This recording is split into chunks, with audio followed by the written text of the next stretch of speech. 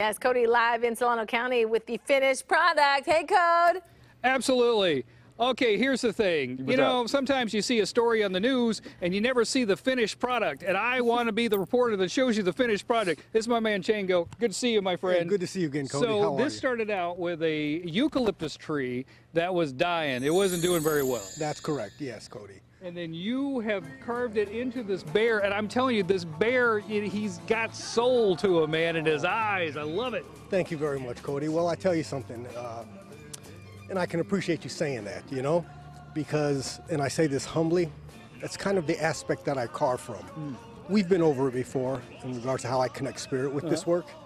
Well, it goes all the way through, and I say, perhaps that's why you're coming from it with feeling some soul, because it definitely is a spiritual process. It is so amazing, and all the detail. And remember, folks, when we saw him, he has a big old chainsaw. So how do you get such ornate detail using a chainsaw, man? It's a good question. It's a good question, Cody. The thing is, I'll tell you, I'm grateful to say I have up to like 12 different chainsaws, Cody. You really? Yes. So you've seen the main block out phase, all right, with some of the large bars up to 42, 52-inch bars, okay?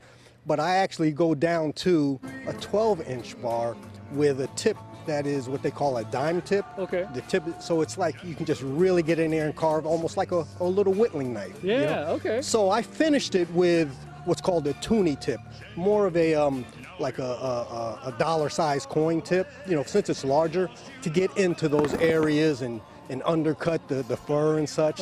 So when I finished, I was using a 20-inch toonie tip bar, which is a small saw compared to what you were seeing initially. That is crazy. Okay, so you had some happy accidents too. So like we said, the tree wasn't doing very well, but there was some dead spots that you found that you didn't know about when you got into it. Yes. And that turned into like its lower belly. Yes, absolutely. I tell you, it was a good call with them topping this tree down, because in the center, particularly the lower center, it's dead in there, okay?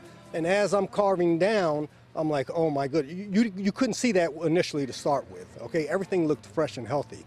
And as I was cutting down to the belly, I'm like, there was a hole in there, okay? So I says, I'm not sure. I spoke with the client and says, okay, I'm gonna do the best that I can, okay? But I'm not sure what it's gonna be once I cut it open. And it was dead down through the center. And just so happens, it was long from the midsection on down through the belly area. And I was able to texture it to give it the fur aspect, as you can see, and it all worked out. It all really worked did. out. Yes, sir. Okay, now we got to wrap it up, but we can't show you the end. Well, I'm not showing you the end because it's got the cutest little bear butt I ever did see. Look at that. That is a cute little bear butt. Hey.